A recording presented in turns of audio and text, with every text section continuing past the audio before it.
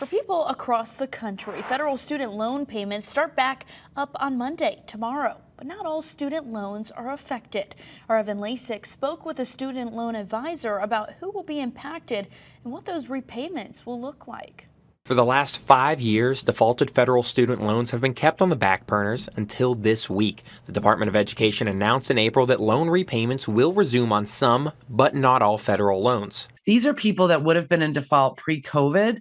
It is not for people that are maybe in forbearance or maybe they are like 90 days past due on their loans. These are people that had been over 270 days past due on their loans and actually in a default status pre-COVID. For many graduates, they have not had to pay on their loans for roughly 5 years. When COVID started, the Department of Education stopped collecting on all loans, including defaulted student loans.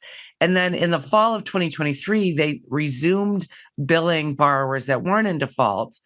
And now they are starting to resume the involuntary collections. So how can you tell if you're going to need to start paying? Betsy Mayotte recommends checking now before you start losing more money. So if you log into studentaid.gov, you'll see the word default as your status if this applies to you. And if it does apply to you, you can reach out to the default resolution unit and talk about rehabilitating or consolidating the loans out of default so they don't start garnishing your wages or taking your tax refund or garnishing your Social Security. Mayotte says the best way to reduce student loan anxiety is by doing the research and getting ahead of it.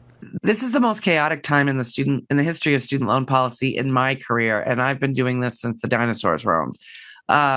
So I get why there's a lot of anxiety. There's a lot of potential new changes coming and so on. Mayotte says there are programs that can help lower those monthly payments that can help ease the pain. There are many other lower payment options with federal student loans. Some of them that are based on income, although not quite as generous as the SAVE plan was, and others that can also lower the payments, say through interest-only payments or by extending the term of the loan. Reporting for WVLT, Evan Lasik.